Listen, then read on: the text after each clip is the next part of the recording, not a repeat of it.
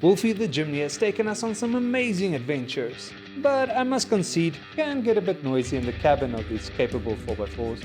Luckily, that's where Zook Town comes in. Hi, I'm Eldin.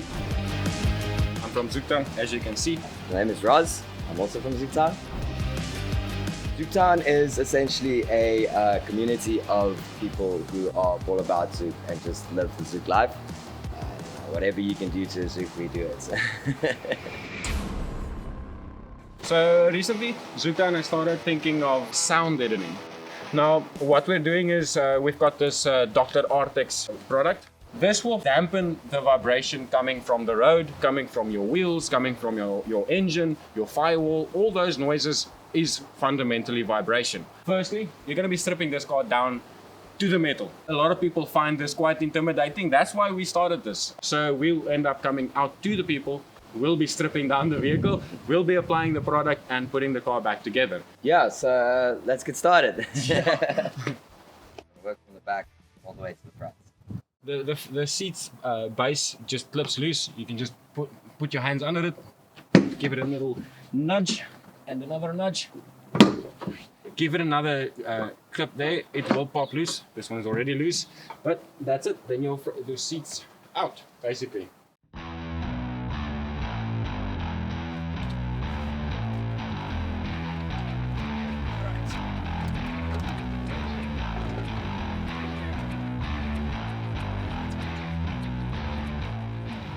I would recommend putting the bolts back in place, otherwise you'll end up losing your bolts. So once you put it back together, take them out, put them back right in place.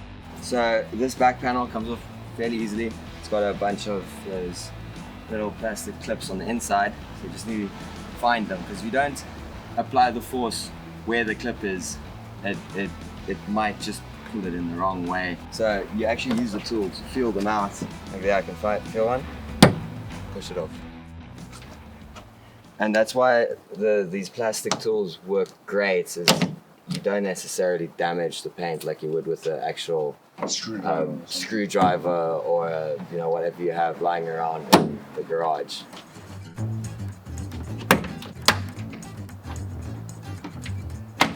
Yeah. Right. These little clips tend to break once you apply the force wrong. They have over the years made these little clips a bit stronger. On the older generation vehicles, they tend to just break off easily, but they have become a little bit more hardy.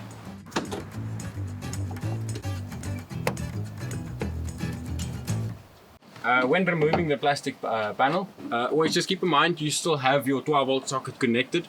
So just remove it while you work. You can just leave it there. Just remember to put them back. Otherwise you're stripping twice.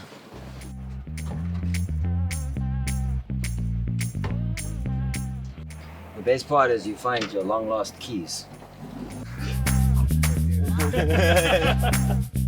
A lot of people don't know this, but underneath this nice soft carpet, there's a big tin can.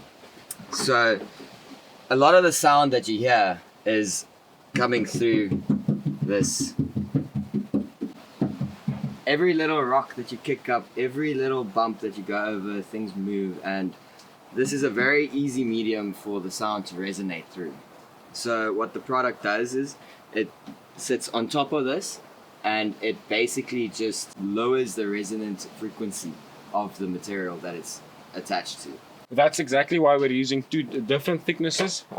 For the bigger parts that you're covering, you don't need the very heavy product. The gold is a great product, but it is, as I said, heavy. So you don't need it everywhere. We'll be putting it on these. This is what I would call a high traffic area. There's a lot of noise coming from that little wheel well, both sides actually. We'll be applying the 2.7 here. This will cover all the vibration coming from the wheels itself, rocks heating up as you mentioned, and then we'll be applying the medium, what they would call it on here. That is the 2 millimeter.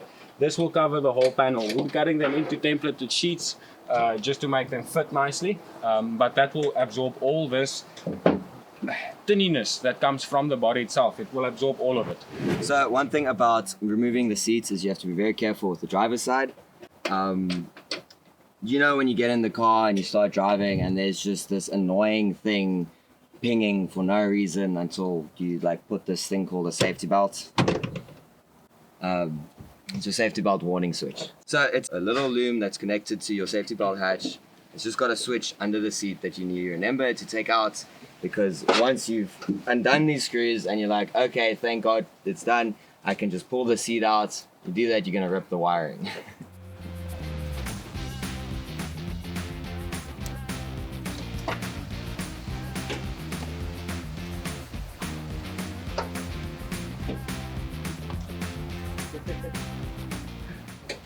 Alright, as you see, we do clean as we go. I mean, you're stripping the car down to its bones, so you might as well clean as you go. So what we do is, while we're stripping the car, I'll end up cleaning. I love cleaning things, so I'll clean the car as beautifully as I can. Then we can also put the product on a clean surface, so it just sticks better as well. It's just as an excuse so that I can do all the wrenching. That works as well.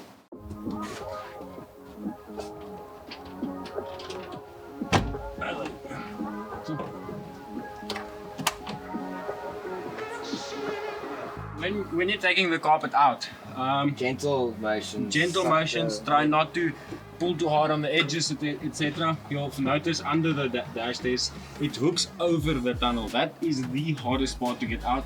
Further than that, just make sure you can give it a slight pull and feel if it's loose. But as soon as you feel some resistance, you know there is still something that might be holding it back. You can't just pull it out, because then it's going to catch on something and you're going to rip it. You don't want to rip your carpet.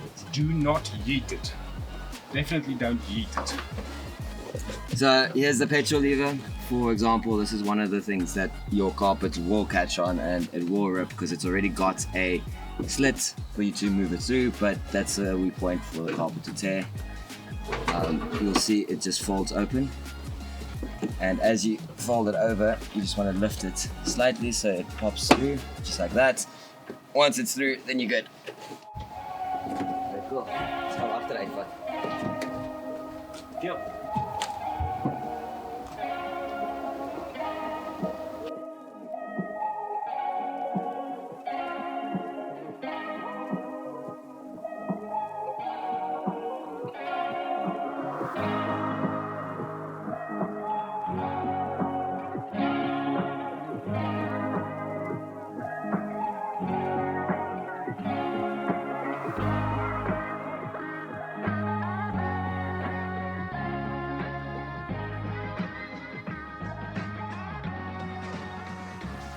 What we're doing now is we're cutting the templates. We pre-cut them to just make them fit a bit more snug. It's just easier once it's laid in place. Then you can spot exactly where those holes need to be made, take it back out, and then take it from there. So after doing some research, we found that there's a lot of products on the market. All of the products fundamentally do the same thing, but we find we'd rather end up going for the Dr. Artex. It's a well-known product, as well as the fact that Dr. Artex has good specification ranges. We found with the cheaper products, they tend to not have the temperature different ranges. They don't the material that you work with, they seem like they might not be able to just withstand what we're going for. So we'd rather go with a premium product, knowing that whatever we put in there is going to last for years and it's going to actually do what it's intended to do.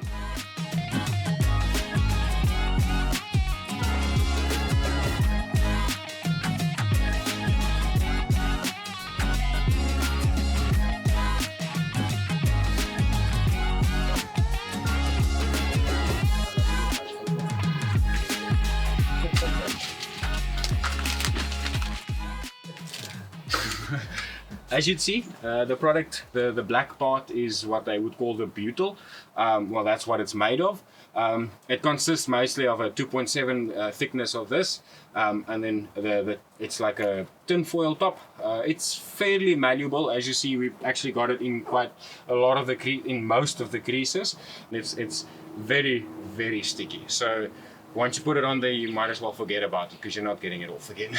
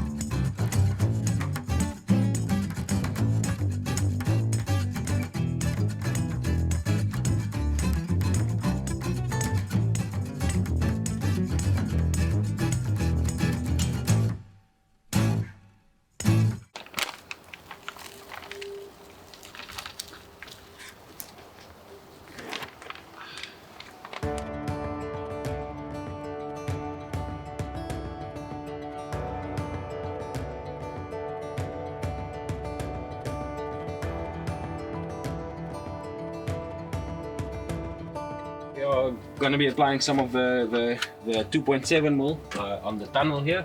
We're also going to be placing some on this part of the tunnel. Obviously, as mentioned earlier, a lot of the vibration does come from this area, obviously because the gearbox sits right here. Now the Jimnys do have their own little bit of heat dissipation methods that they use, which does make it a bit more complicated to paste the sheets and everything down. So we're going to be cutting a bit smaller sheets to just get onto the heat shields themselves, and then also on the more exposed areas behind the shields where we can get to.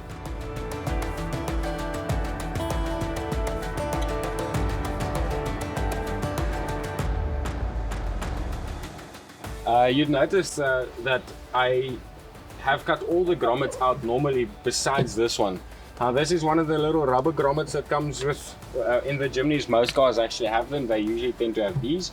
However, these little rubber ones are easy to remove. So if you ever end up soaking your car, wherever you'll be bogging yourself, you can pull out this little grommet and the sound deadening will not create any areas where the water will dam up. That's why we've got the channels and everything, keep the water flow as efficient as possible to avoid any water buildup or anything like that that could cause rust in the long term.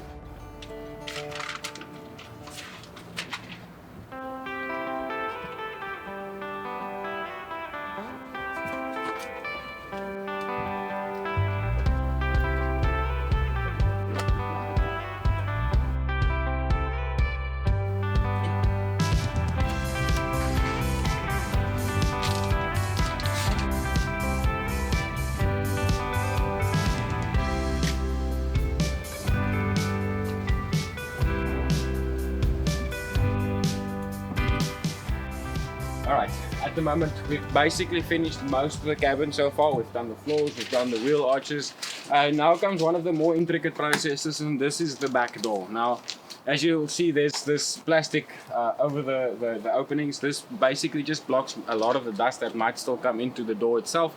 The sheet itself has also some other butyl type of product. I can't say specifically what it is, but it's a bit more stretchy. So as soon as you start pulling it, it just keeps stretching. So it's a lot of patience, and you'll have to cut it up a little bit just to make sure that you keep tearing it instead of stretching it, because if you're going to be putting it back, you don't want it to look like that. So you'll have to do it slowly and with a bit of patience.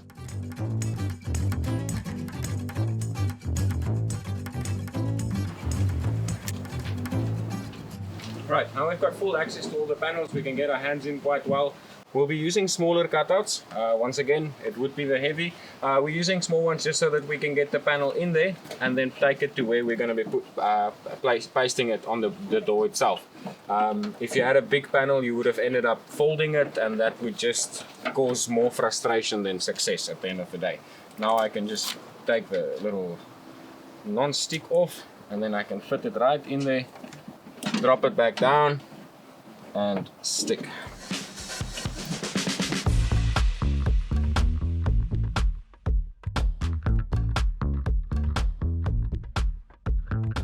Once we've finished adding the sheets in the back of the door panel, we will basically just start putting this back. I'm going to start by just following the original lines of what it was glued to, then you'll be most likely to just get it back perfectly into place.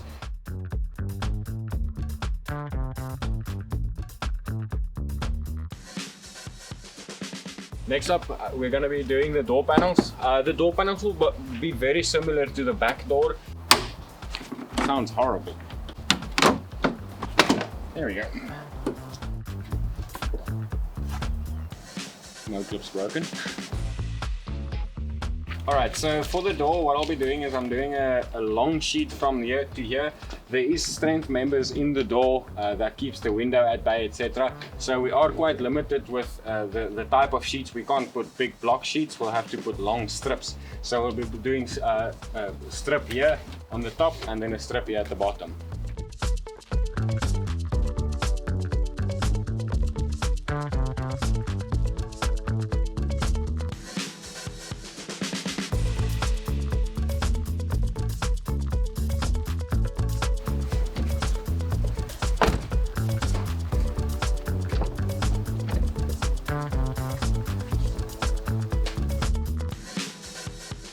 Alright, so that's it for the installation.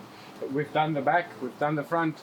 Now it's just mostly for covering everything back up, making sure everything goes back the way it was. We'll also ensure that all the clips goes back so that you don't get any unnecessary rattles from clips that come out.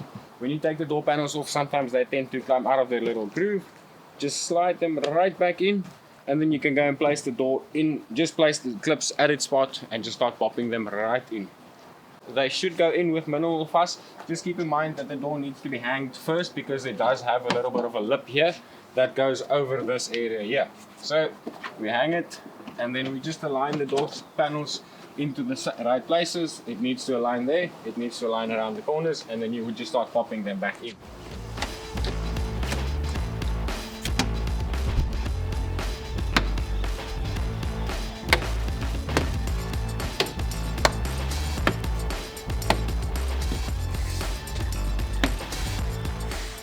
Also got its own little white clip. One tip that my father actually taught me when I was younger: when turning a screw into a plastic panel, always turn out first. You'll notice it jumping right into place, and then start going the right way. That would ensure that you don't wear out that plastic little clip. Once again, turn the other way and back into the groove.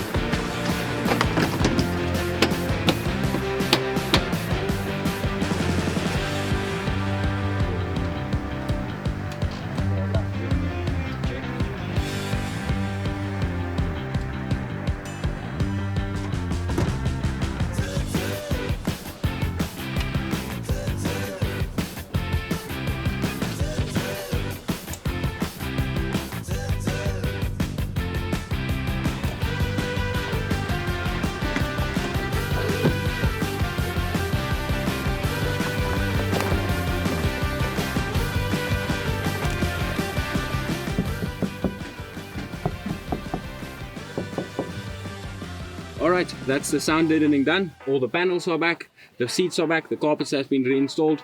The Wolfie the Jimny was the first of many to come. If any one of you guys are interested in getting sound deadening in your Jimny done, hit us up, Instagram, Facebook. You can contact me or Roz. We're on all the social groups. We can help you guys out.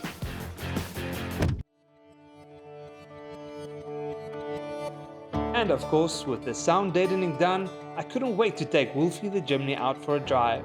In a very unscientific test, but in an attempt to match conditions and driving styles, I measured a 3 decibel drop in noise level. Keeping in mind this was just the A-B comparison using a phone app, and that decibels are of course based on a logarithmic scale. But the noise in the cabin was noticeably less.